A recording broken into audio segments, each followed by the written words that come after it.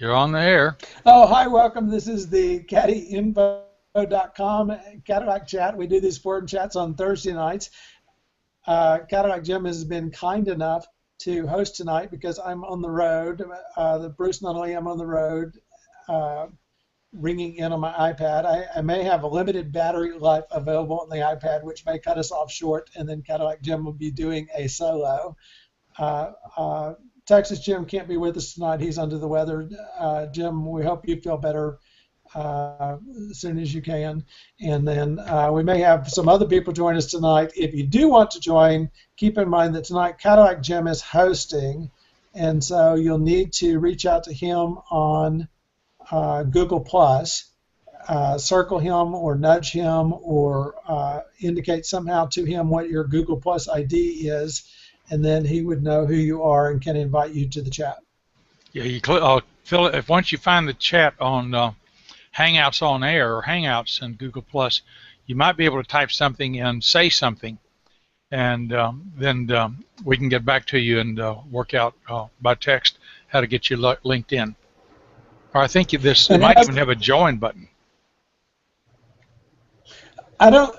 I think it does not, because you have to have a specific invitation, but I could be wrong. But the theme is raise your hand in some way on Google+, so that he can find your Google+ ID and invite you if you would like to participate with us live and until my battery runs out. Well, thank you very much for showing up. I wasn't sure you'd be here at all, and with Texas Jim laid up, I wasn't sure if I was going to have a monologue. I've done that once before. I was green and a bit tense, and I talked a mile a minute, and it was quite short. I think I could do better if I had to, but I really consider these chats, not monologues, and I come prepared to chat. Don't come prepared to monologue, although we do have an hour.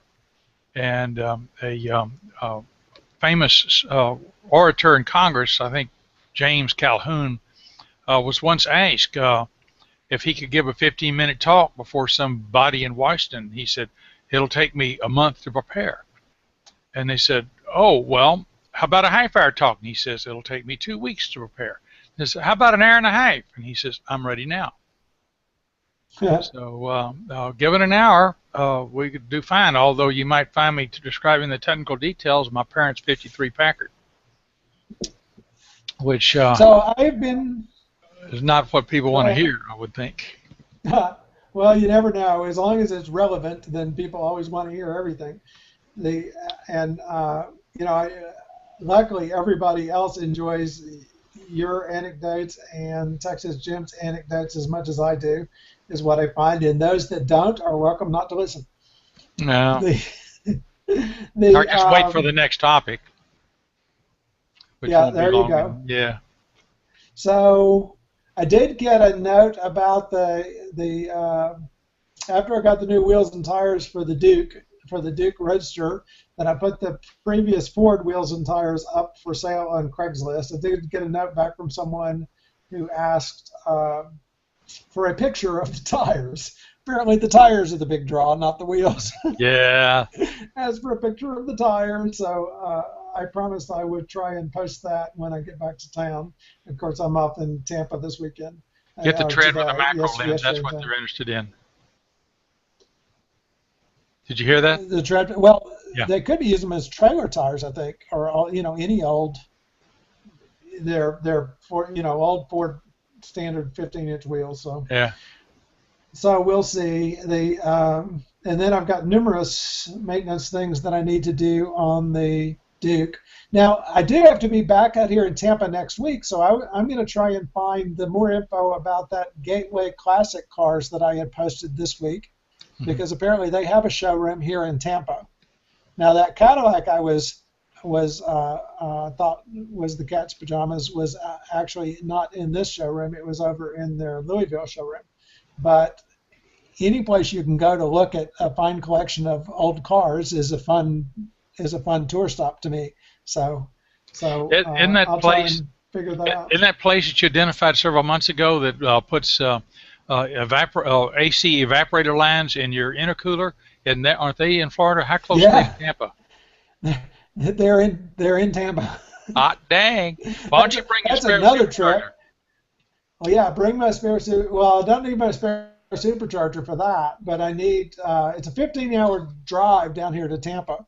So what I actually need to do is, and next week wouldn't be ideal, but what I actually need to do is bring the Cadillac down here at a time when I could leave it for a while, and then let him because he's got to design. Oh, I He's see. got to design an installation.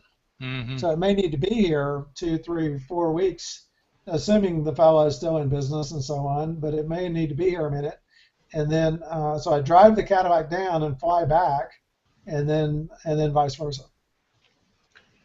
Fly down and drive the Cadillac back.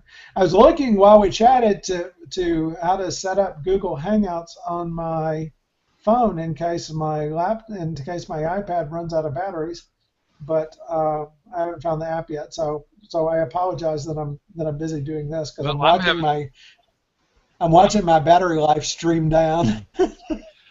I'm plugged into the wall, but it's not enough.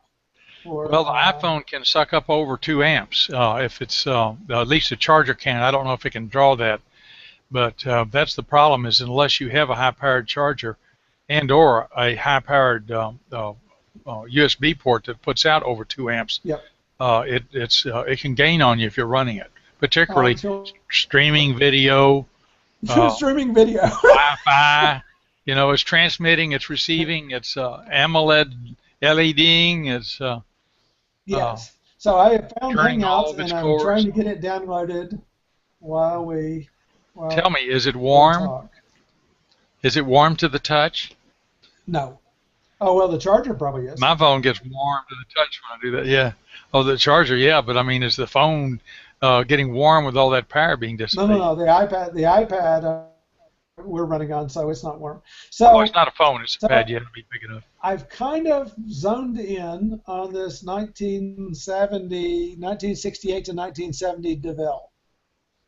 And one of the things I downloaded that I was enjoying on the plane was I got the data book for the 1970 DeVille. And what it has is the 1970 Cadillac line, not just the DeVille, but what it has is every option, every standard offering, the combinations, which colors they recommend, and it has what I really enjoy is their artistic text for why this is a wonderful, the wonderful motor cars of Cadillac kind of text.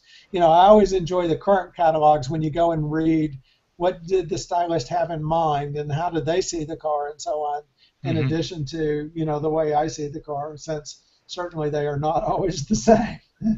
No. But so I have this 1970 catalog, and so I was going through to try and understand, and of course they made a variety of cloth seats for the Calais, which was the Calais was the entry-level model, and then you had the DeVille.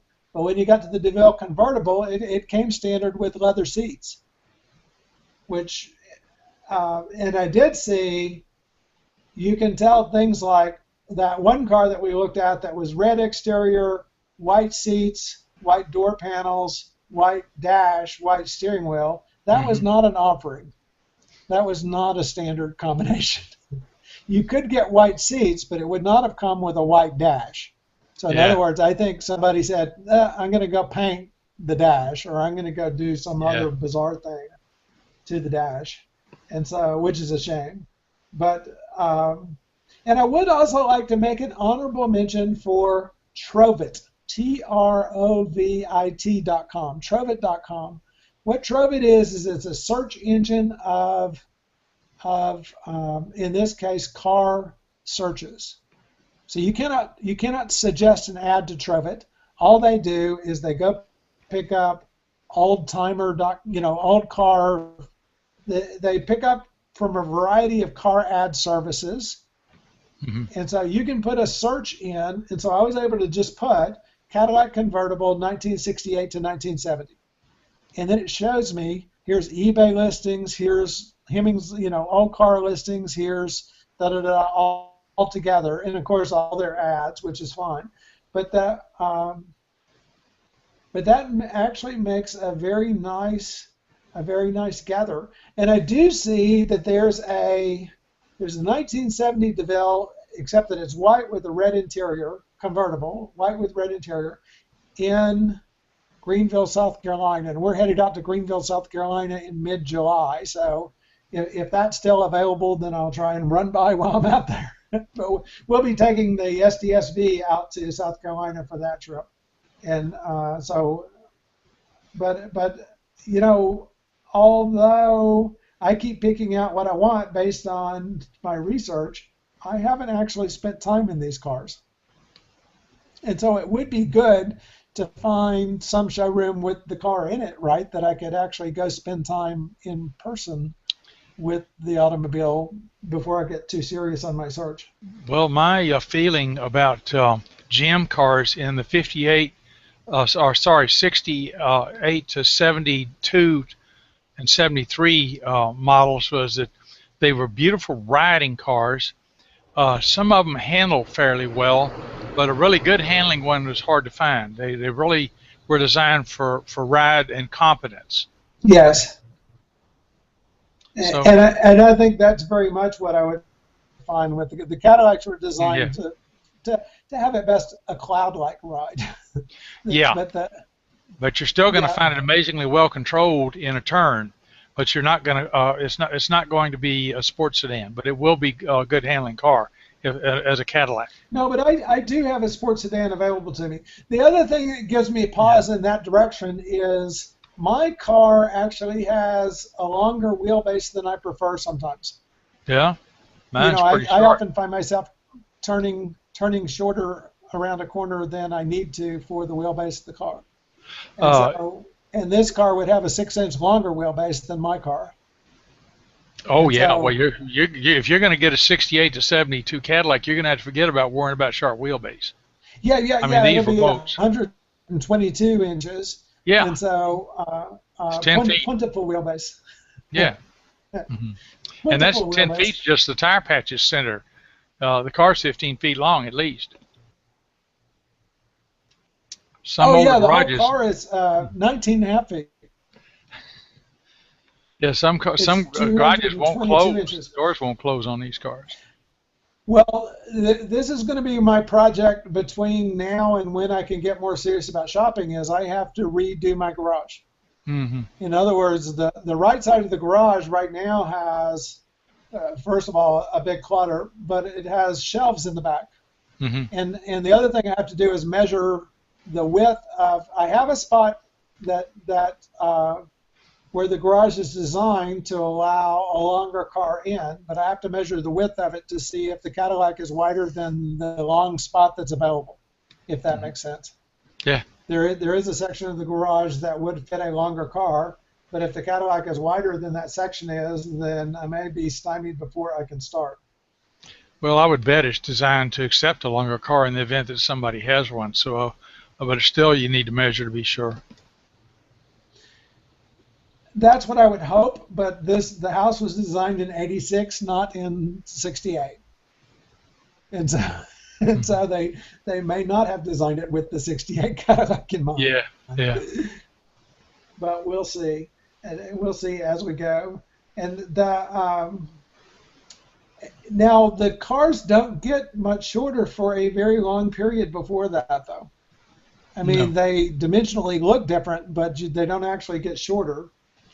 No, 54, 55, 56 is when they started getting really long. 57, 58, I think 59 they got noticeably longer, and the Cadillac particularly.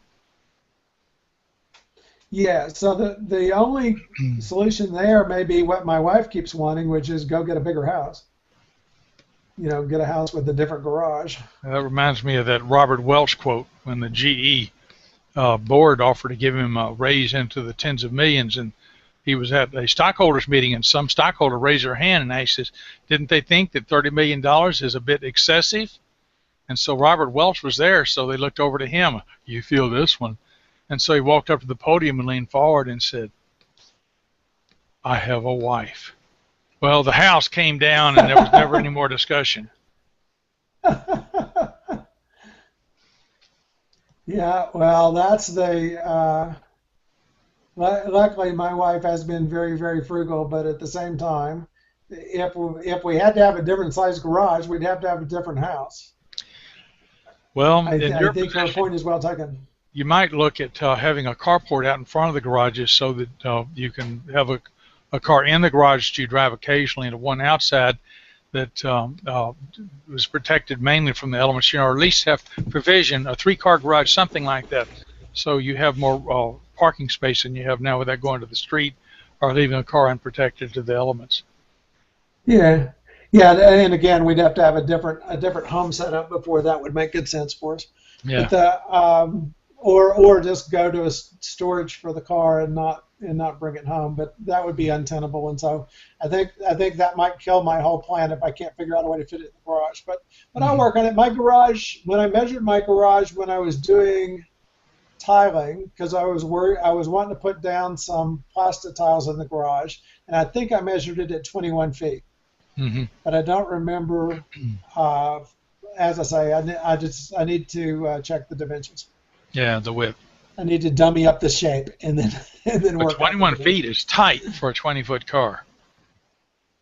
Yeah. Yeah, it'll have to be a good park. Yeah. Over and over. Is your wheelbase longer or the same as mine? The CTSV. A little bit longer. A little bit. Yours longer. is a little longer. Yeah, I was thinking because mine seems pretty short for a four-door sedan. I think the CTSVs are 113.6 and the STSVs are 116.1. Oh, that's significant. So, but that was the whole idea, is that the STS was the bigger car, Yeah. during that time period. That's more upscale. And so until we get the next big car. Mm-hmm. Yeah, I missed some of the appointments you have in the STSV, like the heads-up display and a few things like that I don't have in the CTS.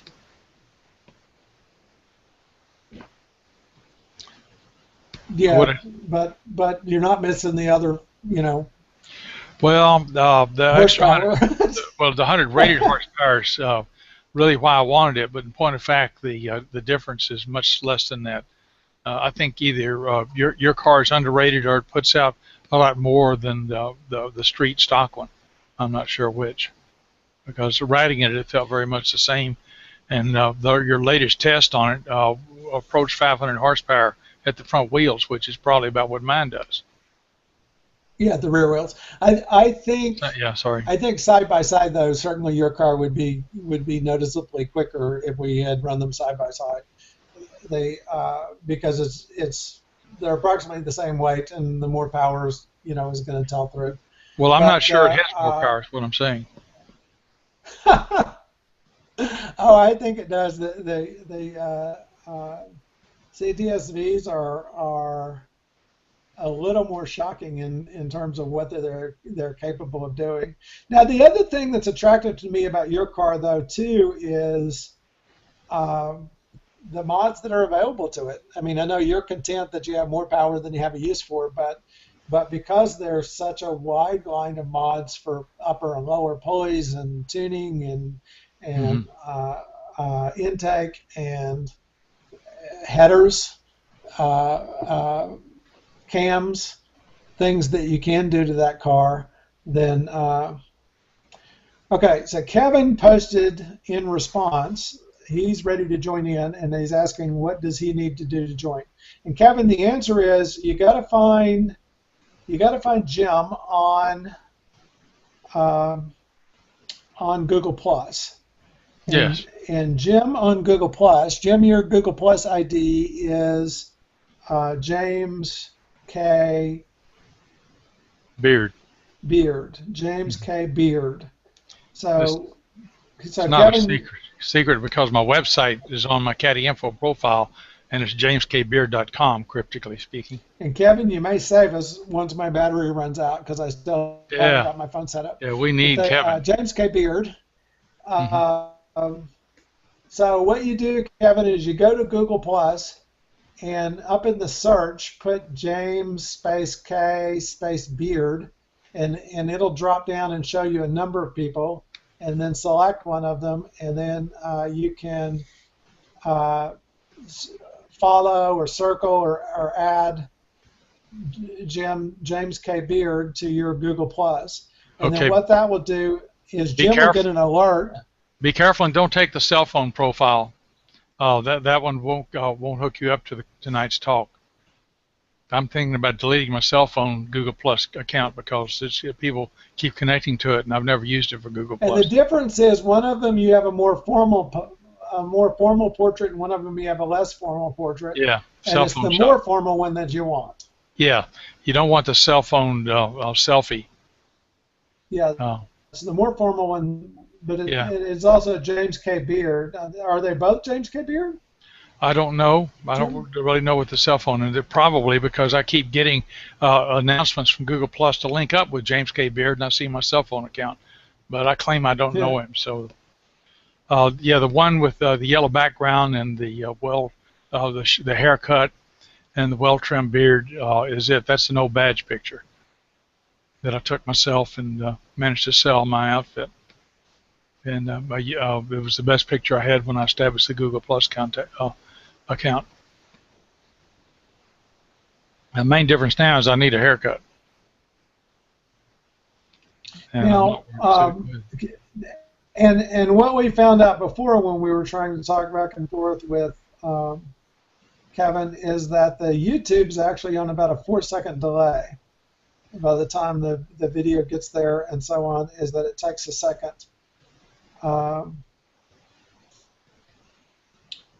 So it may be a second before he applies, but keep an eye on your Google Plus update bell there in case you see Kevin add you to his circles, so that you can add him back as well and then send an invitation to him. Okay. Okay. Now we had that. Go ahead.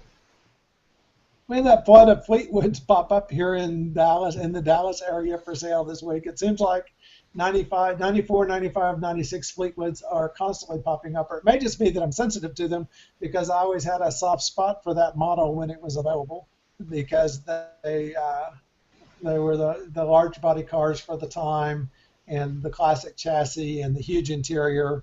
And of course, they had the LT1 engines available, which made them fast in a time when Cadillacs were not. Yeah. Or some other, the North Star was available then, but for a big body rear wheel drive car, it was an interesting car. And they shut them down so they could make more pickups. What do you mean they shut them down so they could make more pickups? You talking about the Escalades? They shut down that line. They shut down the line of B bodies and the Cadillac D bodies so that they could dedicate that line to make more pickup trucks. Well, I read somewhere recently that over 50% of the sales of vehicles in the United States are pickup trucks.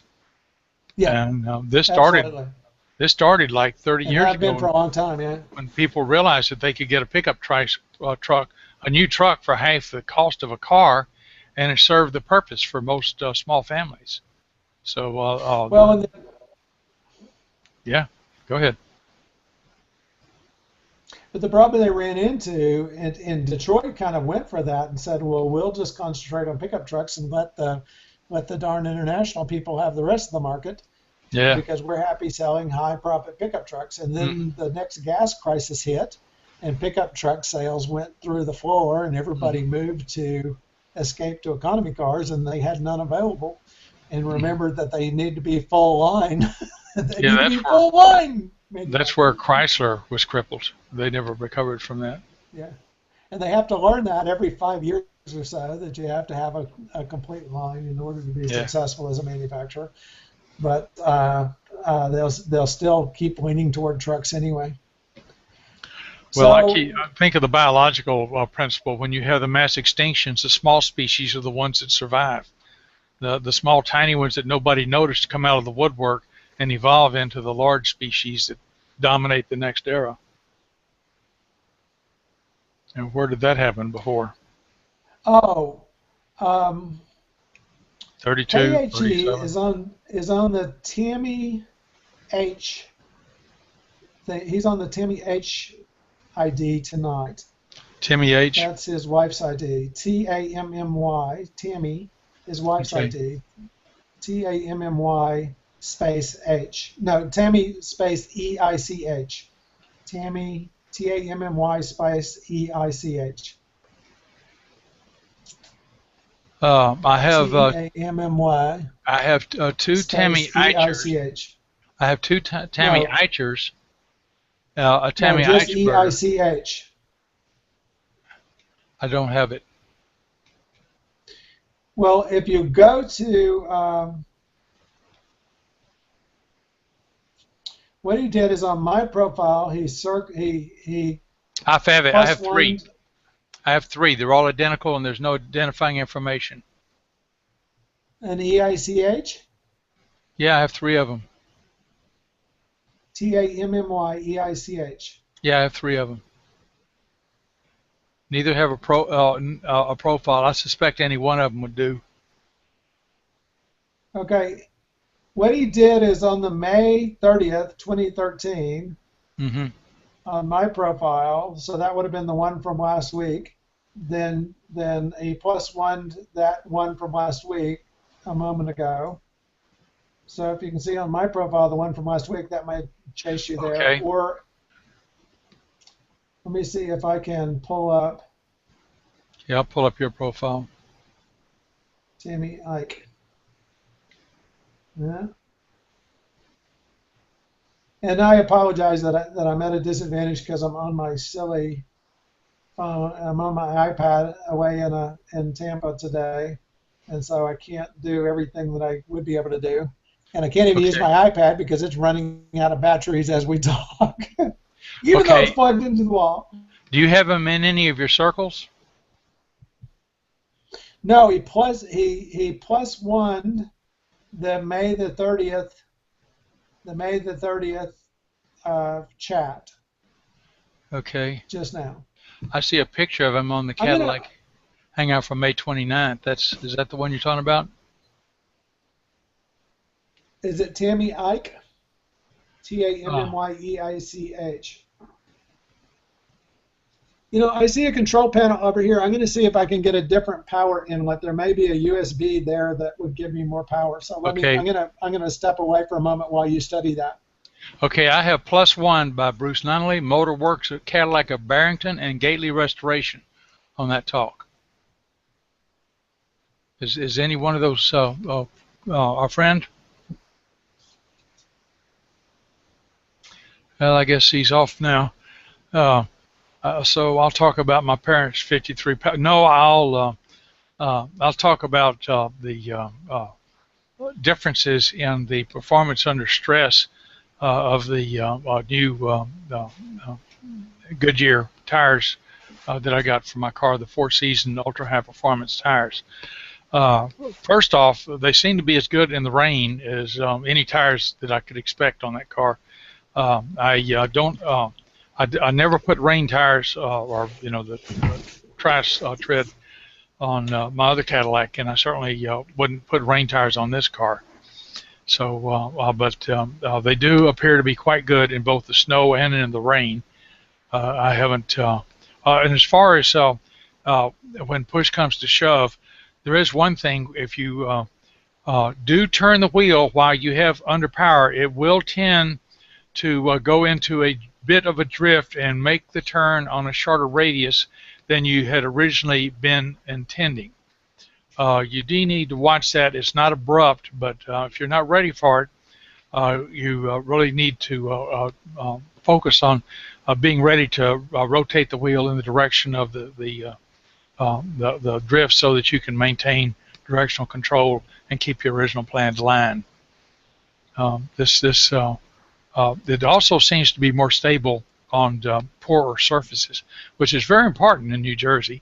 If you can't maintain good control on bad surfaces, you're in deep trouble. But it does, the newer tires do a much better job of that than the worn tires that I've replaced.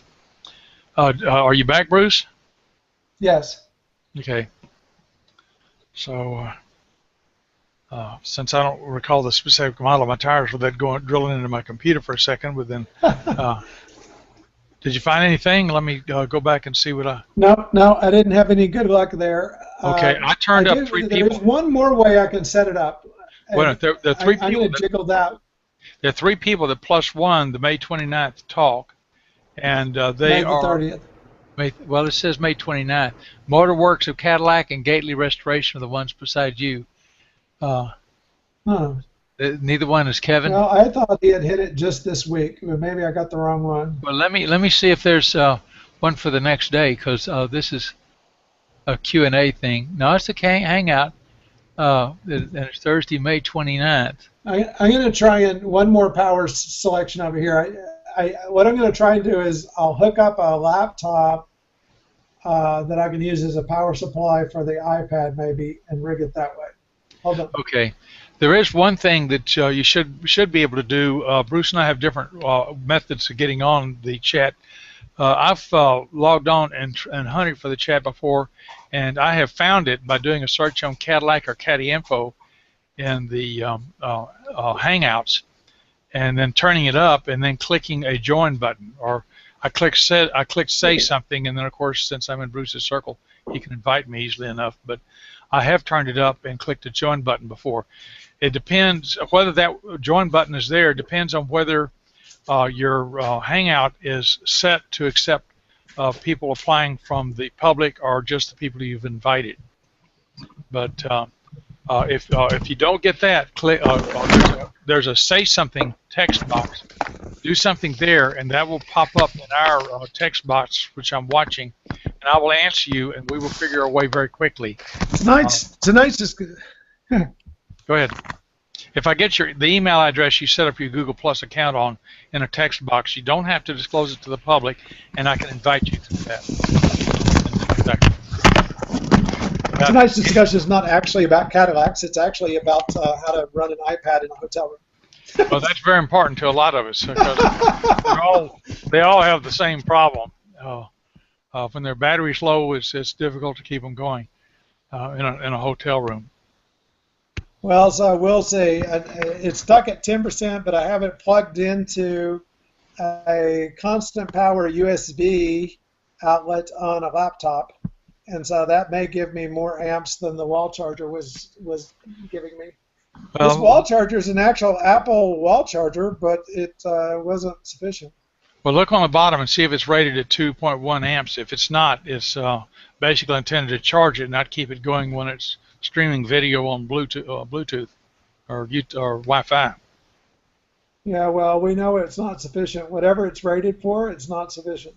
Most of them are 1 amp. That's the reason I asked, and I think that's the problem. Yeah, so I'm going to have to search harder for better charging gear is clearly the solution. Well, okay, you want a Radio Shack. It's going to be a lot bigger than your 2-inch cube. That's your 1 amp size, but they sell them. Okay, then I will shop that next when I get back to where I belong. Mm-hmm. Powered USB ports are specifically designed for iPads too, that have two amp charge ports. That's the reason I know about it. Well, we'll see if it holds on at 10%, or I'll try and give you a warning if it goes below 10%, that I'm going to be ducking out. I don't need warning. I'm an electrical engineer. Exactly. So let's get back on the Cadillac topic. And if Kevin manages to join us, we would love to have him on. We're Kevin, and again, James K. Beard is hosting tonight, and so you'll need to let him know on Google Plus your ID. We tried just having him look for your ID, and that didn't work. And so we've got to get him your ID on Google Plus so that he can send you an invite because of the way this crazy gadget works for us. Okay, so that and anyone else, if anyone else wants to join us and you have an iPad or an iPhone with more than 10% charge, then there is a way for you to do so. What you do if you have a gadget is go to your App Store and download Google Hangouts. They actually have an application, which is what I'm using here, and it doesn't let me use all the gadgets. But I found 2 Willie H's. One of them has a black and white picture in the profile. The other one is a yellow car with a hood up. Yes, but tonight he appears to be on Tammy Ike. Well, I could look at each. but the search was finding so many Eichenbergers and other things I that it's found not finding the right three Tammy Ike. Tammy Ikes. Now I looked under the first Invite them profile. all. Invite them all. That's the solution. Why the Worst hell not? case, we get 3 people we don't know, and you kick them out.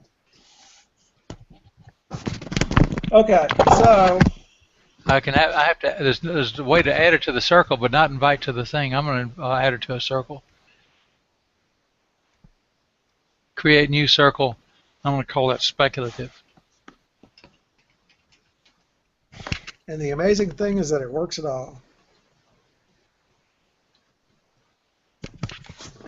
Honey, it didn't work.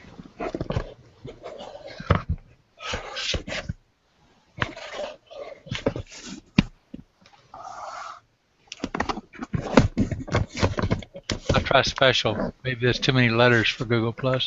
There, got her. Okay, there's one. No, that's not there. I'm trying to get the light out from behind me, but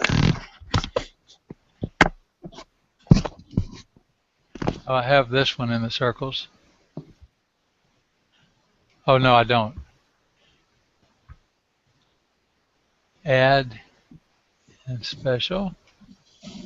Okay, got that one. Add this one in special.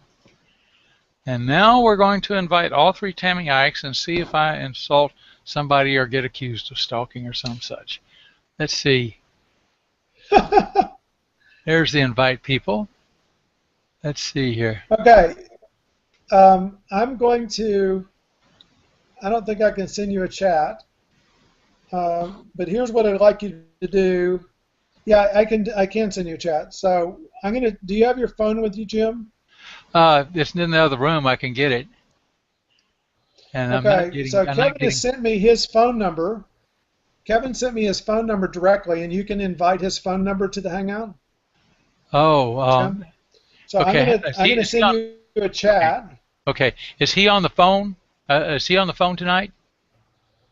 Well, if you send to his phone number, he can answer it on the phone. He can join the chat on his phone. Yeah. And so I'm going to send you a text with. Okay. Why don't you send it? Why don't you send it on the text on Google Plus? Then I can just go right. I don't have to go in another room, and I can clipboard copy things. And I'm having trouble. I don't think I know how. Yeah. Click on the chat button up on top. Admittedly, anybody else on Caddyinfo can see that. But I don't have it on this chat. Let me go get the phone. Well, hold on. Maybe I can figure it out. Okay. And now what I've done is I've shelled out away from this. And, okay, now I have the right gadget there. Okay, now I shell back to this. And now I've got to delete all the things that I accidentally pasted in, which is one of the stories I posted to Caddyinfo. Hold on just a second and let me clear all this out.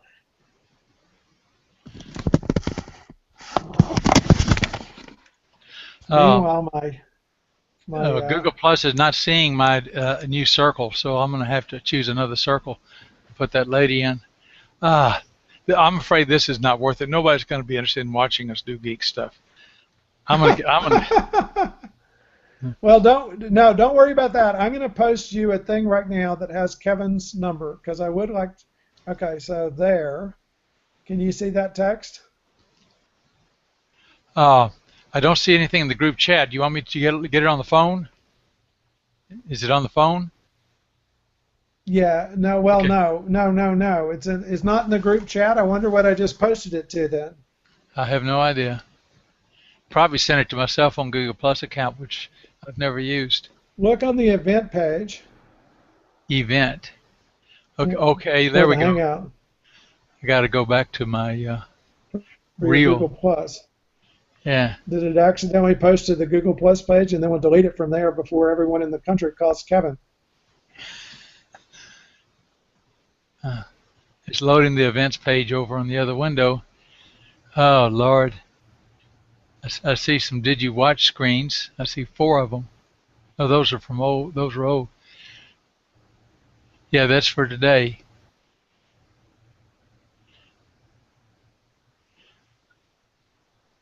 Nope, I don't see a message. Just I wonder where that message went. But it's not in the group chat, huh? So on my thing, it's it it said may. I've been added to this chat. I'm gonna look on my profile. You might have just sent it to me, and if you posted it on my No, I think what wall. it did is it put it in a text chat on your Google Plus. And so you would have to look at your Google Plus Oh, screen I see. I in was order I to was see a looking text at the chat. Hangout text screen. Okay, let me see.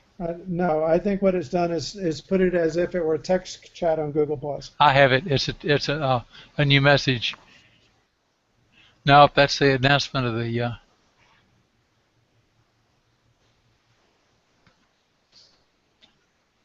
No, that isn't it. It's just a message so that notified me that there's a Cadillac chat starting. Ah,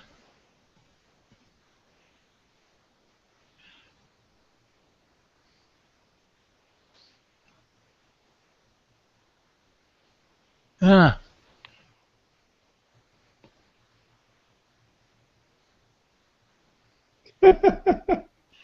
Well, this is really fascinating to the viewers, isn't it? I'm certain. Me peering through my trifocals at the screen. I had my eyes dilated today for an annual examination, which really didn't help a lot, I tell you. No, Okay, it's not. This is not working. I'm sending you an email at the James K. Beard email address. Okay. I'm Don't give out forwarding my you really. Don't give out my email address, please. I'm forwarding you the email that has Kevin's phone number, and what I'd like you to do is take Kevin's phone number and put it into an invitation. I Just will try just that. don't add him into a group, just add it to your invitation. Okay. Have you sent it? Yes. Okay, I'm going to click send receive because otherwise Outlook and its infinite wisdom and conserving bandwidth would wait until everybody died of old age before it refreshed the screen. Let's see there. No, that's a. Okay, I have a PM from you. Oh, no, I have a PM that has says call my cell. Is that what? Yeah, Is that that's the the number you cell want? number. Okay. Yes. And I will not repeat it. Uh, I'm not going to make. I was about to make a crude ethnic joke, but I won't. Even if it's on my ethnicity. Ethnicity. Okay. Let's see here. Add names. Let's see if it'll take just a phone number. I'll use. Uh,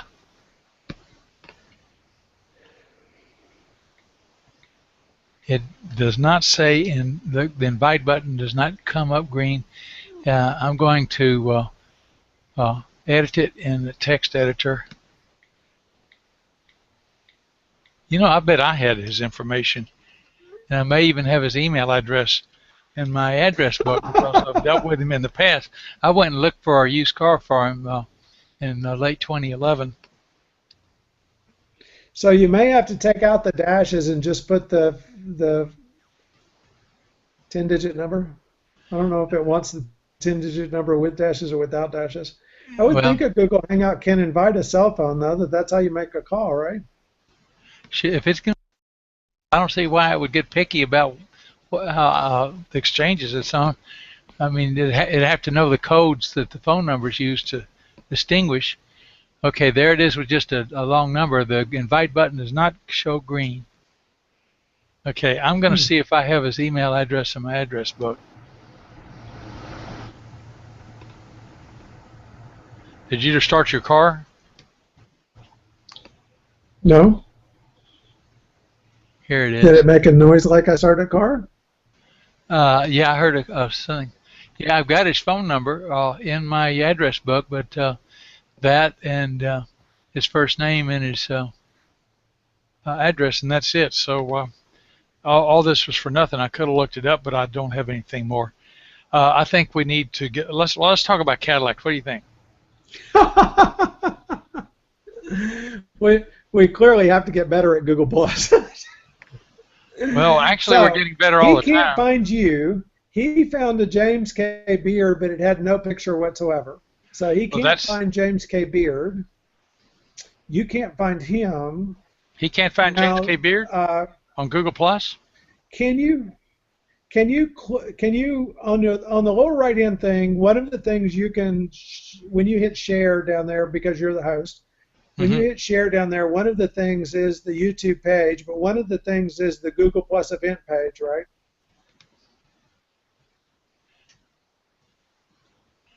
Well, the link to share is the plus Google.com Hangouts, and I don't have a drop-down screen for other alternatives. And it says send an invite, and it says add names, circles, or email addresses. So I'm Well, going no, to well try. that's the invite up off the main menu, right? All right. But when you on the lower right, when you chose embed, Oh one yeah. of the choices Links. is the event page. Event page. And so Yeah. go paste the event page as the next message in the Caddyinfo thread. Okay. And then Kevin can click on that event page, and then he can +1 the event, and then you will see his ID +1 the event, and then you can invite that ID. Okay. I think I got the event. The window winks out randomly between 1 and 300 milliseconds. I got it. Okay. Now, what do I want to do? Send him this event. I think I'll just put the event page on the message. I would like you could email it directly to him, but what I was thinking is you could go to the Caddyinfo message That's what I'm going to topic do. where you posted it in the forum and just post it in the next reply, and that way you don't have to do any editing. Okay.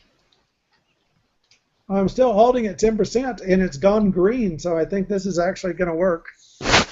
Or I may have indefinite power. Oh, have you actually increased power? If you have, No, but instead of being 10% red, I'm 10% green. oh, well, that means it's holding its own. It's not discharging. Okay, the link is live on Caddyinfo on our topic, which is. So, Kevin, if you're still listening, and I appreciate that tonight's show is all about connections. But Kevin, if you're still listening, then if you'll go to the event page and +1 the event, then Jim will get a notification that you have done so, and then hopefully he can find you. Okay. I'm going Now, to. Jim, are you familiar with this line of the 68 through the 70 DeVille converter? Yeah, vaguely.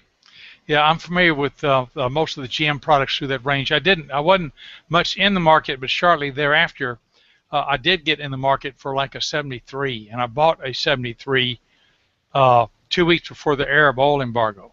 The DeVille or the Eldorado? It wasn't a Cadillac, but it might have. Oh. If it, well, I wish it had been. That'd have been hope. It was a 454, and one of the worst years for mileage dinged by unplanned smog equipment. It got 9. Yes. EPA was 9 city, 9 highway. And in my motorhead twinking, I got it up to 12 highway. Oh, that was good. Yeah, if you like 45 pounds in the 54. tires and a few other things like 45 that. pounds. Oh, yeah, that's what Yeah, it rough took. ride then. Well, it wasn't too bad, but I figured it was hard on the car and hard on the tires. And I figured it wasn't worth it. Although that's a 12 over 9, you know, is 30%. That's major, but it still wasn't like unblocking a heat riser or something or doubling the gas mileage. It was, of course, the value dropped out of the car and left me underwater. And I ended up trading around, and I got a 1969 Chevrolet 427 Chevrolet, which got twice the gas mileage and it had twice the horsepower. I mean, well, the 454 is rated at 235. The 69 was rated at 400. It felt like twice the horsepower. But yeah, that's what I'm thinking is get this car, get used to it, and then look at continuing to restore and improve it. But as I say, I need to find I need to find an opportunity to actually take one out for a bit and see if I enjoy driving it. You know, I'm Well, assuming that because it's a big luxurious convertible that it would be fun regardless, but cars the in proof of the pudding's in the tasting. cars in that year range had suspensions and steering that were gradually and morphed into something that was not as good as what it can be for a very minimal amount of maintenance. In particular, the tie rod ends wear slowly. The rack and pinion, not that they use recirculating ball steering, that tended to wear. It's adjustable, but it tended to wear. And the ball joints tended to wear, which would give it a sloppy feel in corners. And if it wasn't lubricated, they would sometimes pop as they shifted. But in general, the thing would just get to feeling like it wasn't as good an automobile when you could spend $40 on the ball joints and $40 on the tie rod ends, 30 seconds on the steering box, and have a car that was worlds better than what you started with an hour before. So you need to be careful with that. Also, the shocks. I think what you need to do is to look at the best example you can find and disregard the way a particular example drives, except as a handle on how much work you're going to have to do on the suspension, which I would say on any car of that vintage is a complete overhaul. Yes. I mean, it's unlikely that anybody's kept the suspension on an old car like that. But people won't even tell you if the ball joints are worn out. They won't. They just will not say anything to you. I had that problem with the Eldorado. People would ignore obvious maintenance issues, and I had to find them myself. Well, I absolutely think that it's I a had case one of guy. It's either a car that has been recently restored or that needs to be recently restored, one or the other. I think those are the only two choices. There are no new 40-year-old cars, right? No, but if you get one like that, you're going to be paying somebody. I think you need to be careful for the price point and the plan of the project. Obviously, you don't want one that's going to take years and cost $30,000 to get drivable, but you don't want to be paying somebody for having already done that and not leave us with a worthwhile project, because that last 10% on a car to get it in concourse condition is the about 90% of the cost. So you need it's going to be difficult to put your finger on what you really want. Of course, it always is with a used car, any used car. Well, and the shopping for just the right one's a lot of the fun, right? I mean, Yeah. the ideal thing, I was looking at one that was posted it was actually an Eldorado convertible, but it was posted in New York, and and the situation was they're just trying to clear Dad's estate, and they have the '76 Eldorado convertible, garage find basically that their dad had hoarded all these years, and they're asking $2,900 for it. I would take that sight unseen, because even if it's worth $500, what have you lost? And the odds are it's worth far more than that if you just get it to where it'll start and roll. Those cars were bulletproof. They had turbo hydro. Those were the transverse engines. They had turbo hydro 450 trannies, which were transverse versions of the THM 400. They were bulletproof. The main problem with them is that the oil on the top of the engine tended to rot all the hoses, and you had to have trouble finding a vacuum diagram to get everything hooked up. That's the biggest problem I found in working on that range of cars and Cadillacs. Is they hadn't quite found the zero degradation composites for the hoses yet, and finding the vacuum diagrams was a problem. But I have done that a time or two, so that's I guess par for the course for any restoration. I like that model car, that year range. 71 to 74 tended to be the worst years for gas mileage, pollution control, and performance. By 76, they'd gotten over that, but I don't think they ever retained the high compression, digital fuel injection horsepower level of the 70 and 71 model Eldorado 500 CID engines. Yeah, I was laughing because I felt like a true Cadillac fan. Because I was reading a couple of different articles, and the way I do any cars is I study everything I get my hands on that have to do with what I'm shopping for, right? But I read a couple of different articles that proudly said, well, when Cadillac bored out the 472 to make the 500, blah, blah, blah. And you could just see me shaking my fist in the air on the plane, right? Because, of course, they did not bore out the 472 to make the 500. They had the same bore. That what they did is they increased the stroke of the 472 and went to shorter piston caps in order to make the 500. And so clearly, they lost all credibility with me as soon as they said. Also, that was a second generation big block. The 472, the last year of the 472, they used the new generation big block, and then was that the 366 or the 472 where they redesigned the block? I have to look at my notes, but they redesigned the block at one point. Yeah, the 429, the 390. The 390 was a completely different engine one year, even though it was still a 390. That was the. So that the 390. Was the, 390 was a variant of the 331, and then 390, and then they redesigned the block. They came out with the 429s, and then they went to the 472 in 1968. And that's why my target list is kind of 68, 69, 70. But I'm still looking hard at the 70s, and of course they made 200,000 DeVilles those years. 200,000 cars those years. They didn't make 200,000 DeVilles, but they made 200,000 cars that years. Not many of them would have the Eldorado engine. That was a high-priced option. Well, yeah, they did. I'm not looking for the Eldorado. I'm looking for that DeVille convertible because the DeVille was still rear-wheel drive, longitudinal engine, and so that's what I'll be shopping for is the DeVille convertible. After I make sure I sit in one and make sure that's what I want. But they made 18,000 of those per year. So I mean, there's a lot of attrition, but there's still a bunch of those on the market right now. If you look at 68 to 70, and they're probably as little expensive as any, because they're not considered truly collectible because they were the salt and pepper, the bread and butter cars for people, right? Yeah.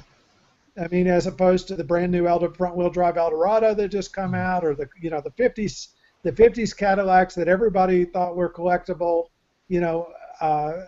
As soon as we got into the 70s, people started driving the cost of those up, and the 40s and the 30s.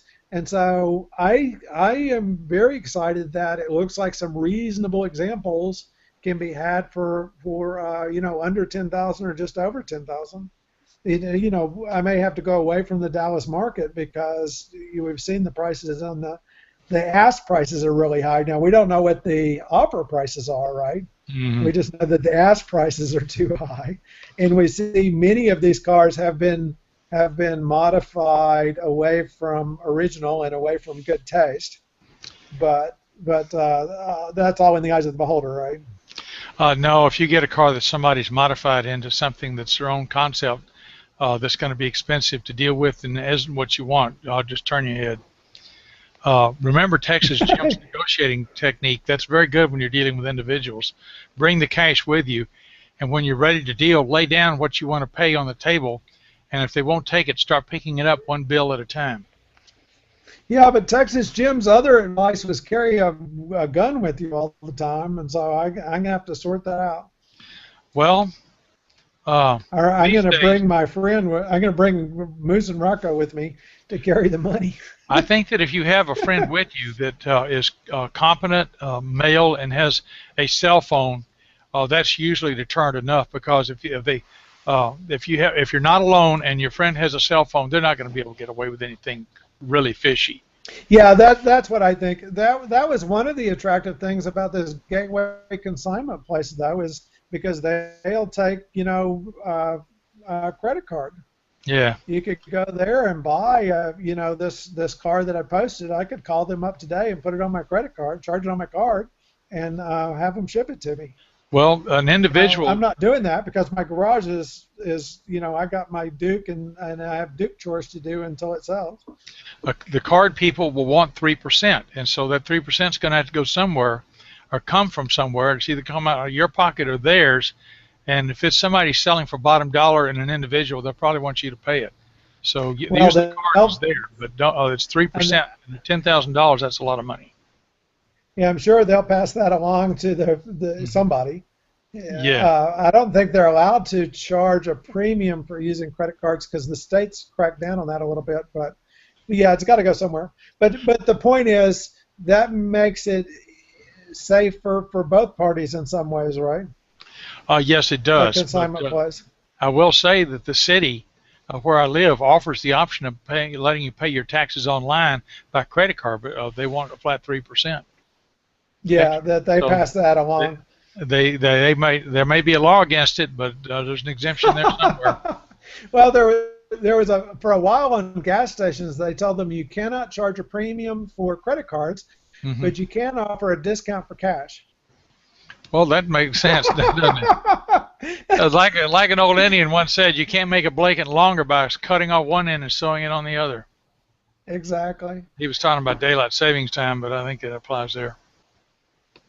Now, so I spoke with my wife at length, and I showed her pictures of the different cars that I was considering, and I said, I was looking at uh, older car. Now, she doesn't understand why I don't just enjoy the Duke and have fun with it. But I explained to her the Cadillacs I was looking at, and I showed her the XLR, and she said, no, the XLR is not in contention. That I can go do whatever I want to, but to her, compared with the older classic Cadillacs, the XLR won't stand out as much for going for a ride. No, no, it's just a nice big car, and frankly, they do catch your eye. When you pull up to a light and there's an XLR in the crowd, all eyes fall on the XLR. I don't care what Yes, anybody says. but it's not on our shopping list now. Now, if it turns out that I can't fit a classic car in my garage, then it may go back on my shopping list, since Hmm. since I know an XLR will fit in my garage, Hmm. and of course I've still got more projects I need to do with the Duke in Hmm. order to get in. Now, I did send off to my friend Tim Carroll, and I said I was shopping for a car, not yet, but would be shopping for a car soon. And he assured me that he was perfectly happy to help me shop for a car, to help me evaluate a classic car, to determine whether it was a good purchase or not, and would help me with restoring the car. And Well, it's so good to have I a think friend that's like a great offer. that. Oh, absolutely. Yeah, exactly. Of And course, he's this going to would get be a some car that business I out could of it. just drop over there for a month. Yeah, He'll he'd get get some some business business out of and it, he'll and get I'd some pay him to do it. advertising. He'll get some advertising. Okay, it's But as a 9:30. restoration, oh, sorry. It's 9:30 right now, and even though we cut it off at 9:30 last time, we were on a roll, and it's just starting to get interesting this time. So I'm going to let it run over this time, and anybody can cut off a video, but you can't keep it going if it's not there. So I'm going to leave it running. Is that okay with you, Bruce? Yeah, it's okay with me. I'm still holding at 9% now, but if I'm only losing 1% every 10 minutes, then I'm Okay. in high cotton. But yeah, as soon as you get, we'll wrap it up here directly. So the nice thing about Carroll Custom Cadillac, which is there in Pilot Point, Texas, the nice thing about Carroll Custom Cadillac is he does engine work, he does body restoration, he does painting. Mhm. So full service drop-off shop for your Cadillac. The Are you watching the chat window? No, I don't think Oh, I you don't get the get it? same chat window that you get. Okay, just say And something when you want to so sign off broadcast if you want to do that, and then digress on to other subjects. yeah, because I'm not getting your chat window. I don't know where my chat that I sent you went. I have a great fear that it went uh, Some other off to James the K. Beard. world. Yeah. Yeah, Well, there's a no, young because fellow in it went off Tennessee. to everybody on the phone, but I don't know in what form it went there. Anyway, so no, I can't do any of the Hangout gadgets on the iPad. I just get the video. And thank goodness I get the video. I mean, the amazing Yeah. thing is that it works at all. Oh, yeah. The So dancing bear. It does not dance well, but it does. now, Yeah. now, absolutely, there's no chance of getting into Tim's shop when he has nothing going on because he constantly has project cars coming in and going out. And Hmm. so the car, whatever I needed done, the car would have to be there for some period of time before we could get it done. But I do see that as a real feature in my desire to have an older Cadillac. But I also think I'm excited about the 472 engine because I think there's a lot of mods there that can be done to the 472. in terms of cams and intakes, and everybody says the quadrajet carb is probably ideal for it. You don't need to go to a different carb, but I was reading the MTS catalog, and they have ready kind of recipes for how to get it to 500 horsepower. And so that seems very promising. And you know, yeah, it may go from 9 miles per gallon to 8 miles per gallon, but okay. Well, if you're driving at 3,000 miles a year. My experience with tricking out cars is that you don't necessarily need the gas mileage as long as the thing will start and run reliably, and you can find a way to drive it without serious discomfort. The most tricked out car I ever had was that 64 with the 327 in it that idled at 24 miles an hour in low gear, and it got just good a gas mileage as it ever did. One of the things that was done, I argued with a mechanic and lost the argument, was to simply remove the heat riser, because my experience was that the heat riser needed to be in working order to keep the gas mileage up on cars that use that route. This heat riser, for anybody who doesn't have the older cars, is basically a butterfly on one side of a dual exhaust that when the butterfly was closed, well, then it rerouted exhaust gases through a passage through the intake manifold, which warmed the base of the carburetor. And when it opened, it simply allowed a free flow of gas out that side of the exhaust. And he simply removed the butterfly, and we left the passage alone. Now, Kevin did say he found you on Google Plus, Jim, but he doesn't see a join button. And Kevin, the answer is please add Jim to follow Jim or add him to your circle on Google Plus. Yeah. He'll get a notification that you have done so, and then he can send you an invitation to the chat, and he'll add you to his circle of people to invite every time. So then if it's a week like this where I'm traveling, then Jim will know to automatically add you if he's hosting. Okay, I'm going to look. So I apologize again for making the chat about the chat, but but I feel terrible that Kevin was wanting to join us and couldn't. I'm looking at people that have me in circles, and I see all kinds of people. Well, just watch your notification bell. Remember that the video's on a delay, so he's just now hearing what I said a few seconds ago. But watch your notification bell. Oh, Tammy Ike is. Yeah. Okay. So add Tammy Ike to your chat invitation. Okay, I'm going to add her to my Caddyinfo. Yep. Because I added another category, but it does not show in my Google Plus window when I go to do invites. It apparently is going to have to be restarted to see that new group. Okay, here we go.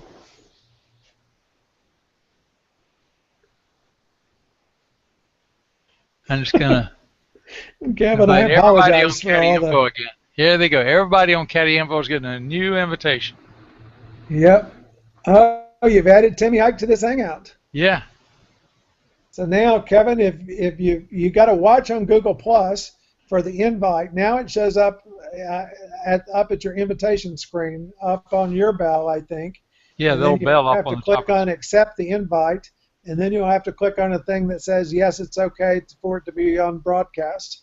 Because you're live on the internet. Anybody in the world can see and hear what you say while you're leaning forward, cursing the computer gods.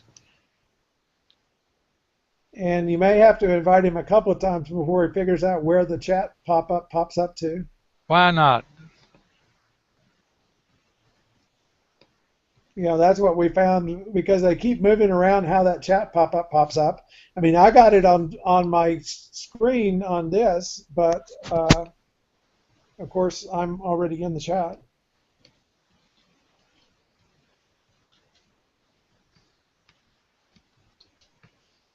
Poor Kevin.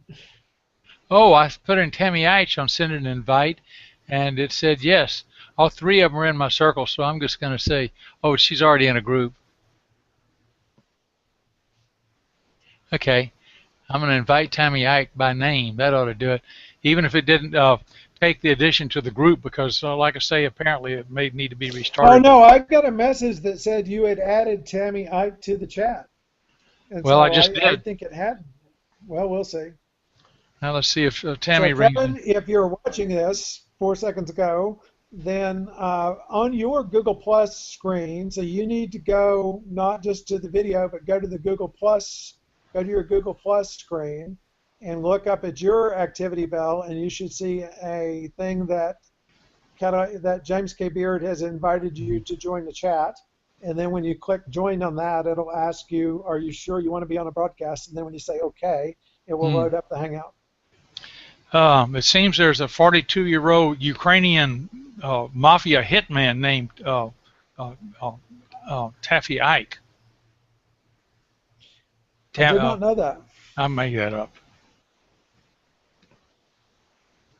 Gotcha. So yeah, I'm going to try and compete with KHE for a nice big body Cadillac. Since he's got the Fleetwood, and I think it will pale in comparison to the older DeVilles. Well, if you get the suspension in good shape on that thing with good shocks and good Michelins for that, the right size and design for that car, you're going to have one hell of a. It'd be a good daily driver even. Now I will say this: reliable cars. I feel very good about the parts because, for example, convertible tops. You might worry that, oh no, what if you need a new convertible top? Not a problem. I found 5 different sources for convertible tops.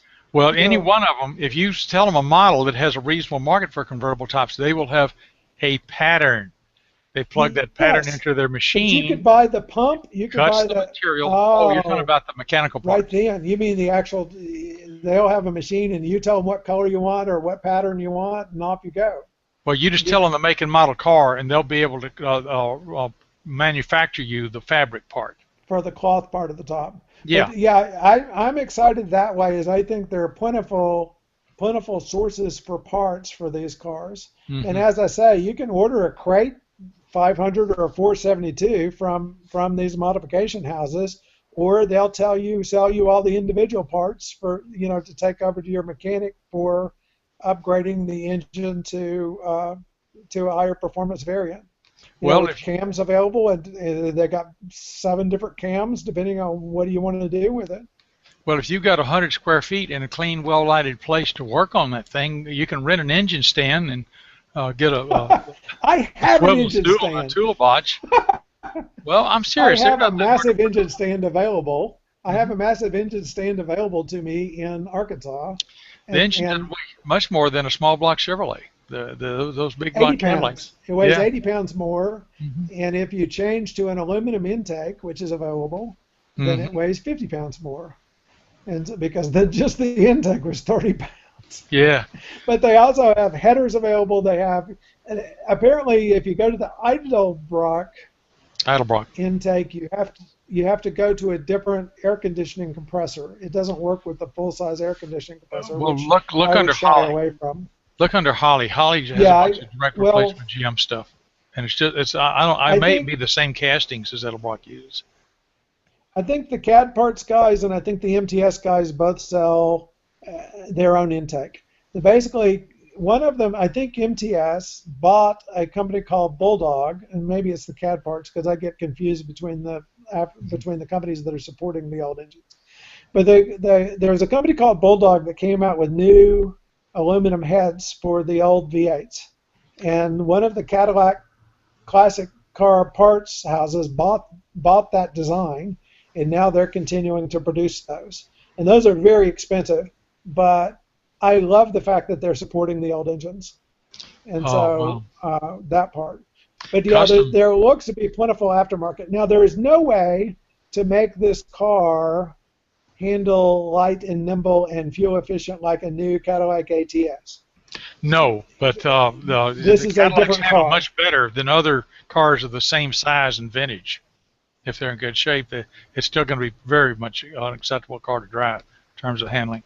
Yeah, but this will be one of those cars that, and I'm up to 10% now. Yay! this will be one of those cars that the magazines always complain were land yachts. I mean, this is kind of the definition of a land yacht car. Well, my experience with road and track is that they don't like any car that won't leave the ground. And as far as car and driver is concerned, if it's not in the top 2%, they're going to pan it. They once called the Corvette Stingray rear suspension antiquated. You know, even in that, what was that 63 Stingray video, that hour-long video from split window, yeah. What's his name's garage? The guy Yes. made a remark that the rear suspension was swing axle on that 63. My jaw just dropped. It's a parallelogram. I'm not sure whether you'd call it a short long arm, but it uses half shafts with thrust bearings and a lower suspension arm to form a trapezoid, and that keeps the camber, that controls the camber as the wheel travel changes, in both ride and in lean, to keep the tire patch firmly engaged. So but basically the Cadillac used a philosophy that gave it a very competent suspension, and if with the right tires and with all the steering components in good shape and decent shocks, the handling on that thing will totally amaze you. I mean, no, it will not feel like a sports car, but if you find yourself in a deep radius turn, you're not going to end up in a ditch. You now, may end up there was with a sweat in your collar, but you will come out of there rolling forward. Now, there was a 60, I think a 63, it may have been a 64 series convertible for sale in Pilot Point, the same place that Tim Carroll's at. Mm-hmm. But it did not sell on eBay. Didn't hit the reserve at 13.5, I think, this week. Well, so I don't know where their reserve is, but that one's actually restored. They had done the paint, the interior. It still had some flaws and needed some more, love and care. But you got to watch it was out, somewhat restored. Some of these people are in this business to make money, and the majority of the people Yeah. that are trying to sell cars for top dollar are there for that purpose. And so you need to be careful that you're really investing in what you are trying to do, namely get something that's of interest and fun for you as a hobby and is worthwhile for a group activity, as opposed to donating to somebody's income in retirement. Oh, no, I'm keeping in mind that we want a car that I want a car that's a driver, but that has potential. Yeah, is what I want. A car that we can take around the block out of the box, like the Duke was, where we got it going almost off the trailer, and then we're able to just improve. Well, I think you have an ulterior motive here. I detect a possibility that if you sell one of those Austins, you can throw it in the trunk of that Cadillac and drive it to any state. Well, there you go.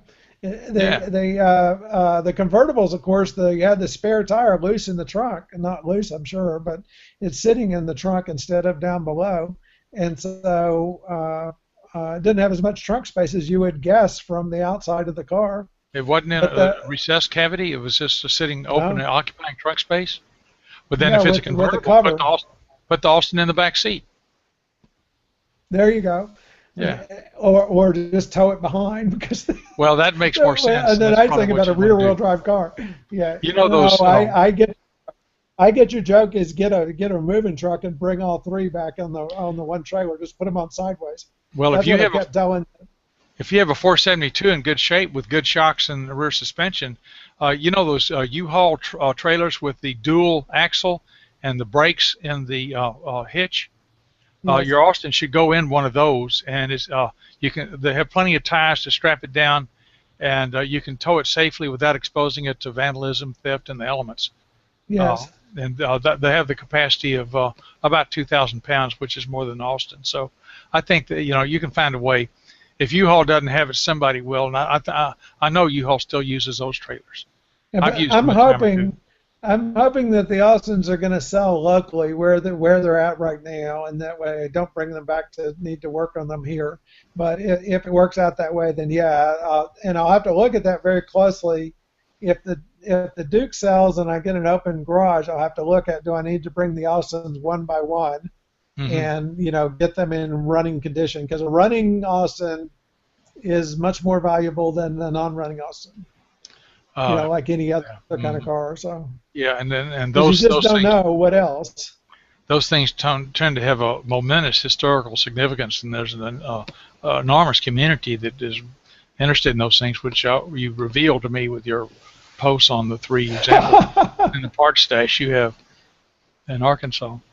So an amazing car. Yeah, so we'll see how that sorts out. The uh, but in the meantime, I've got some more chores I need to do with the Duke, and it just needs some basic maintenance things. Now, what I am going to kind of close off on it is I'm not going to go put a new engine in it. I'm not going to go put, I'm not going to go overboard with it. I'm going to enjoy it for what it is. Hmm. Do maintenance on it. Continue to improve it, but I'm not going to redesign it, Yeah. which I think is a good course for that. Well, you And probably my already. dad would say that's what he wanted to begin with, was for me Yeah. not to redesign it. Hmm. Yeah. Well, you can probably tell from my post that my main concern is the suspension on restoring an older car. If you get the suspension in good shape, you basically the rest can wait. But that's where your safety and drivability are: is the brakes and suspension and steering. Yes. And so I have redone the front disc. The Duke has front discs and rear drums. I've redone the front disc. I have not replaced the rear drums. I didn't Hmm. understand that the outside of the drum was actually the surface on which the drum brakes press against. And so what Wow. they talk about is take the drum right and have it completely spec'd. But I think what I'll do instead is, since they're cheap, I'll just go buy new drums and new drum cover. What do you call the cover? The outside of the drum? On an Austin, No, on the Duke. you mean the brake drums? Yeah, The friction is on the outside of the brake drum. no, on a brake drum, Uh you huh. have the outside casing of the Yeah. brake drum, Yeah. and inside that they're the brake shoes that press against that outside Yeah. casing. What about it? They Okay, have a backing so the plate they mount outside to. casing is the outside casing is itself a wear item, a Hmm. very slow wear item, but is itself a wear item. So that Hmm. when you go to replace the brake shoes on a brake drum, Hmm. then they ask you to spec the brake drum itself to Hmm. ensure, the outside drum itself, to ensure that it's still within spec. And if it's Well, within spec, then you reuse it. there's things got to think. You have to. Well, let me go through my experience with drum brakes back from the fact that I'm older than dirt. My dad was in that business. There are two kinds of brakes: double leading shoe, which are usually used on the front, and single leading shoes, which were used on the rear of most cars until the last. And some use double leading shoe, but most use single leading shoe. The reason is that single leading shoes are less likely to lock up on you over a platter. They get hot or something. So but the double leading shoe required less effort for more braking, so they used them on the front nonetheless. But as they wore, two things happened to the drum. It wore very little, but it developed a taper. And then the shoes would wear out. And as long as you didn't get the rivets or the brake shoe metal touching the drum, you didn't groove the drum. But a lot of times you needed to put the drum on a lathe and either take the taper out or to flatten it out because it had been metal to metal and it was no longer flat. Another thing that happens is when you put new shoes in it, the shoes have to be ground on a mill to have the same radius as the brake drums. Otherwise, they won't touch across their full surface until they wear in, and then that tends to be a hot spot, which will tend to ruin the brake shoes. So wearing in the brakes tends to be a very long, touchy operation unless you mill the brake shoes to match the brake drum. They can't do that without miking the drum. If the drum is tapered, then you can't really taper the brake shoes. So there's a spec on the taper too for the same reason. If the drum is tapered, they'll touch on 10-20% of the drum surface, and wear in becomes a long, touchy process. So if it's more than a few thousandths, you have to turn the drum even if it doesn't have grooves in it. So am I right in thinking that if I can get a brand new drum for inexpensively, it's better to just put a new drum, new brake pads, the whole thing? Well, it really depends on how many brake jobs it's had and what's been done to the drums. You mic the drums and see if they can be Well, but let's turned. say, They've been let's spec. Spec is say, there's a safety spec for thickness. Well, these would have come with the kit. Mm-hmm. No, these might.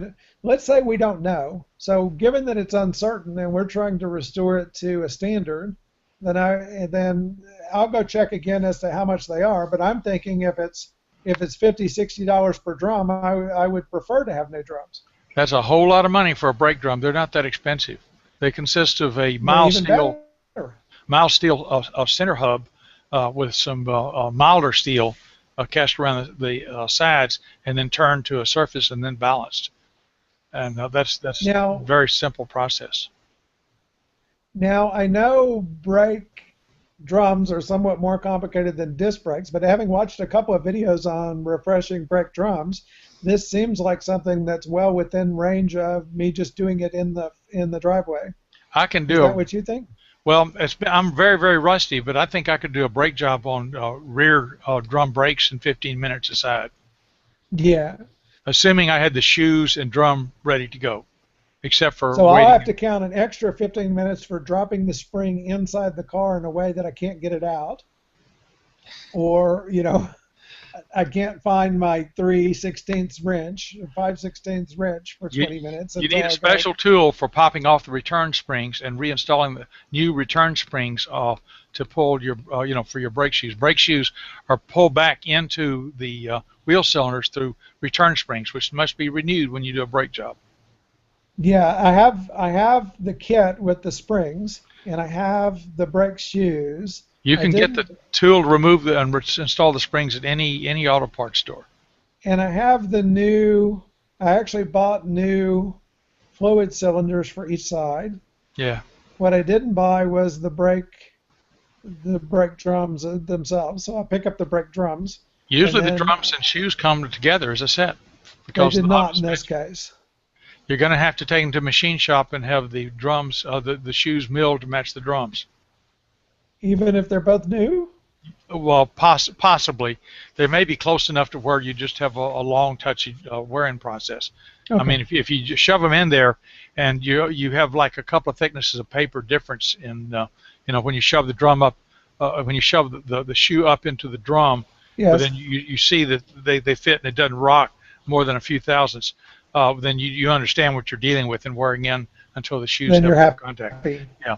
So be very, very gentle. Now it's take a long ride with a few soft touches of the yes. brake to get that process started, and be very careful with the brakes.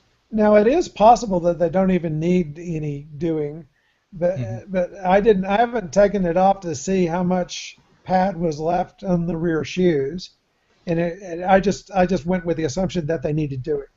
And that's a good idea. Started collecting the parts. Because you don't know what time has done to those linings. They're organic. Yeah. That's a good point. Asbestos came only with the 80s, I think. I mean, there were some high-quality linings. Johns Mansville sold them. My dad sold them, but most people didn't want them because they were expensive. I'm serious.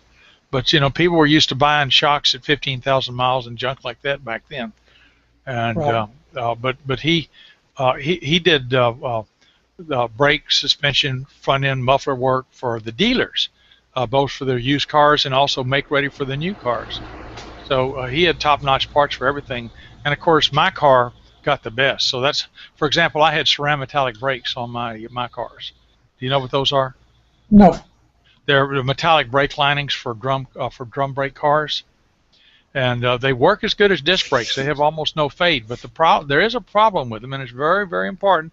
It's very, very fundamental. If you get those brakes really hot, then you park the car and they're cold. The next time you get in that car and push on the brakes, you have zero brakes because it puts a film on the linings that must be worn off before there's any friction. And if you're not ready for that, it can cause a life-changing experience. There you go. Now, I do have my dad just told me about it, and I just dealt with it. I never did say anything about it. I experienced it 3 or 4 times. I do have a flight at dawn, and so I'm gonna fuss myself about. I've got to call it a night. Okay. But, I do want to address before we ring off. I wanted to say thank you for everyone putting up with our talking about how to connect. how to Google keep my Plus. iPad running, how to connect. Yeah. Kevin, I'm sorry we didn't get you connected tonight. We'll look forward to you joining us another night. We'll study in the meantime how to make sure you get an invitation whenever. Now you're on Cadillac Jim's standard invite list, so every Thursday night at 7:30 Central Time, 8:30 Eastern Time, you should get an invite if you monitor your Google Plus. Thank you very much, Cadillac Jim, for hosting tonight. Okay, thank you. Enjoyed it, and we'll get this together. I think we need a practice session to get Kevin on board. He got on board once, but we need to get this link a little tighter. So well, and we were out of sorts tonight because we were on a different channel, and with a different host and so on. But we'll get it sorted out. But thank you for hosting, Jim. Thank you. And again, Texas Jim, hope you feel better. And anyone else watching, listening at home, if you would like to join us, the way you do that is contact us on Google Plus, either Cadillac Jim or myself, and we'll get you added around to the right list so that when we start these on Thursday nights, then you get an invitation and you can join us in chat pod. Thanks, Jim. Okay, before we sign off, I'm going to try to do a screen share of something. Okay, I'm going to go to screen share. This may scare everybody. Okay, I'm going to see. How do we do share screen? What's capture, cameraman, QA, screen share. Okay, I'm going to share this. Start screen share. Okay, now I'm going to go back to that screen. Do you see anything? Just a blank white screen, right? No, I see your file list. Okay. Oh, you see a file list? Yes. You should see something that has a pop-up box on the screen. Let me try that again and see where we are with this. File list. That's not what I had in mind at all. Let's see. Now I see you again. What I do is I share entire screen and then I put my screen over to what I want you to see. Okay, you got it? No, now I've got it all black. Well, wait, it's loading. Now I'm getting to... You see some with a big pop-up box on front?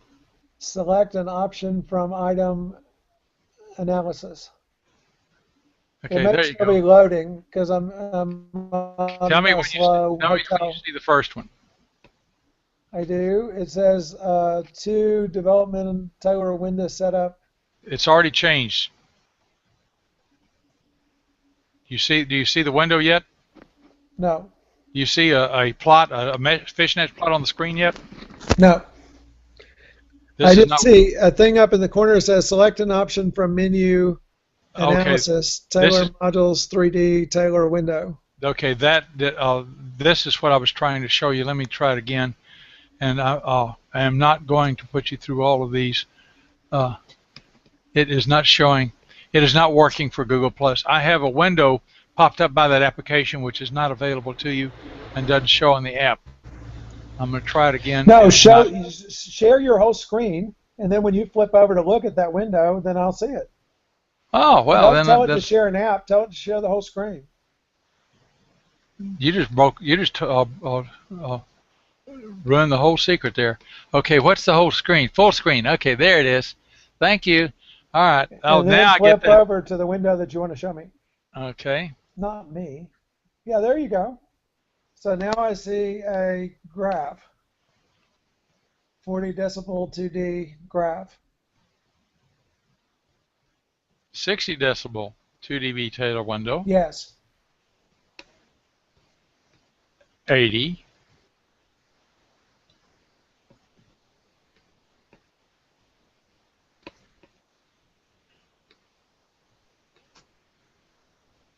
And what meaning does this graph have for us? These are going to be plots I'm going to be using in an animation in a IEEE talk I'm giving on the 26th. Oh, fun. But let me show you some pretty pictures. Now, these are selected only for beauty and not for anything else. Okay.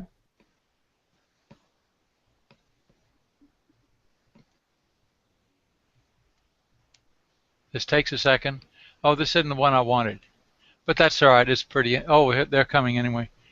You seeing these? Yes. These are contour plots with color indicating altitude. Oh, I see. And they're still there.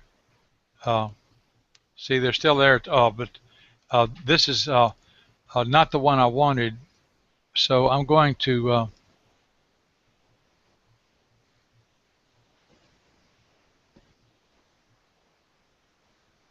that's the one I wanted. This is the one right here.